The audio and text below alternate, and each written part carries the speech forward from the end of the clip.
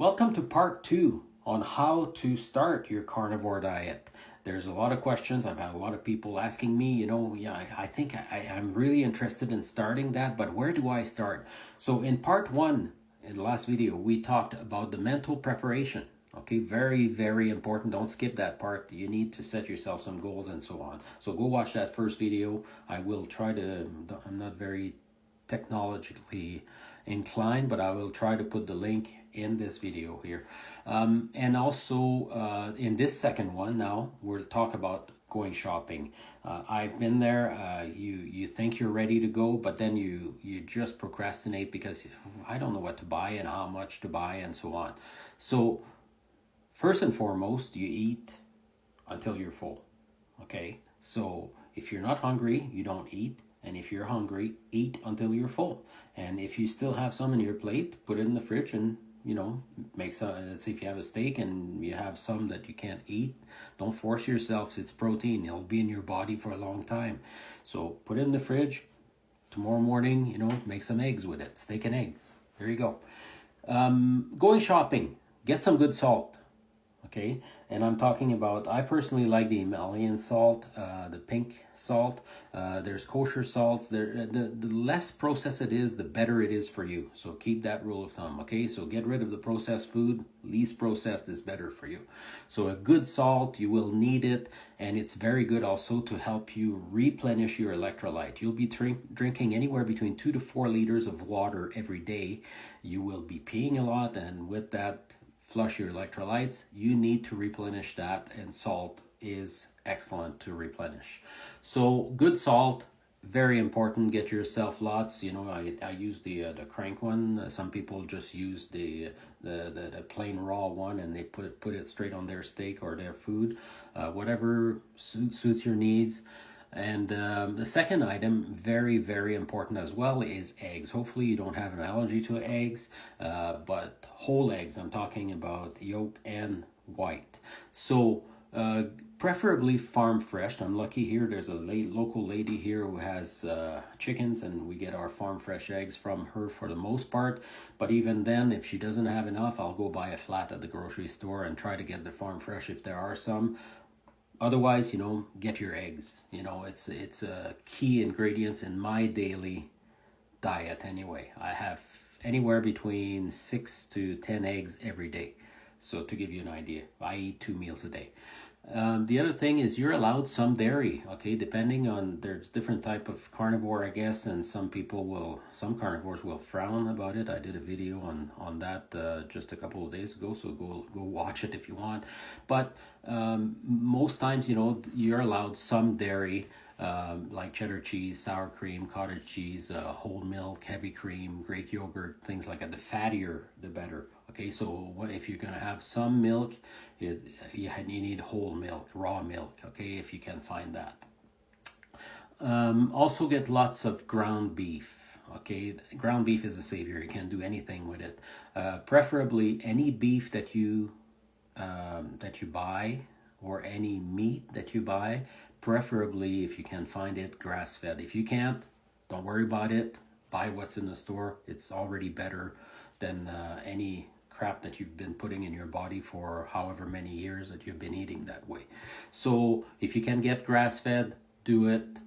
You can buy different cuts of steak. You can pick the ones with fat as much as possible, because you will be living on the fat instead of carbs and sugar, right? Also get lots of bacon. Lots of bacon. Pick the sugar-free though. No sugar. If you look at the ingredients, make sure that there's no sugar in it. A lot of them do, but I found quite a few that don't, and that's what you need.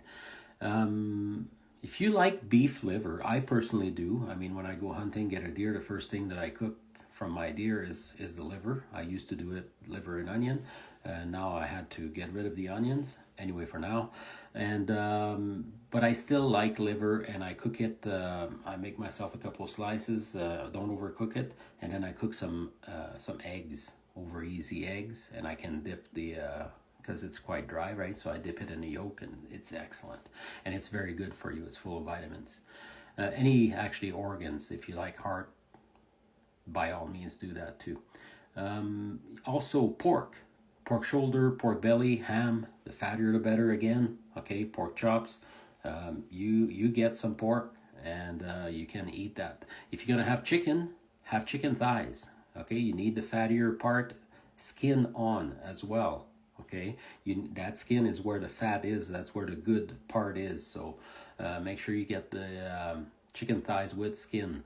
I cook mine in the air fryer, and it's excellent. Get fatty fish like wild caught salmon and cod. Important on the wild caught. Don't buy that crap farm raised and stuff like that. Okay. Again, you know what they do to those fish is incredible. It's bad, actually.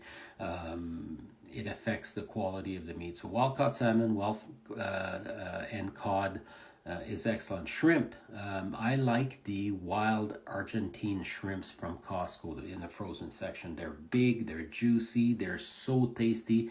I have steak and prawns regularly because of that, and I just cook them in a lot of butter and a little bit of garlic, and it is just unbelievable. And it changes from the old ground beef and all that, right? So you'll get tired eventually of the ground beef. You still should eat some and find different ways to prepare it.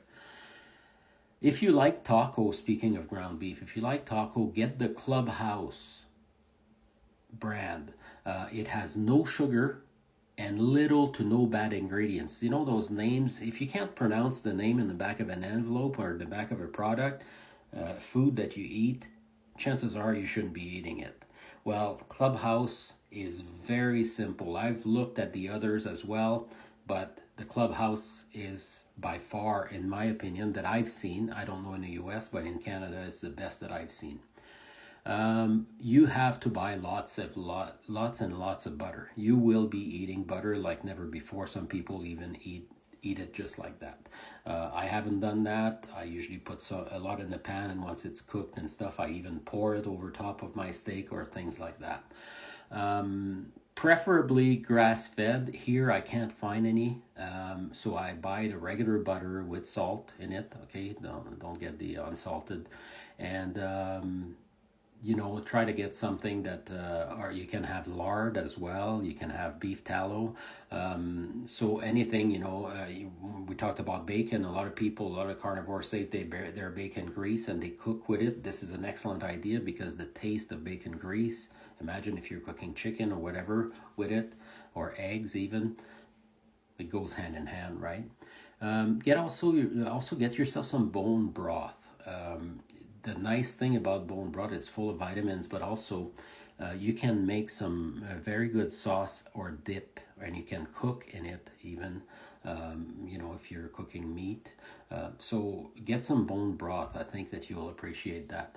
I also buy some pork rinds here.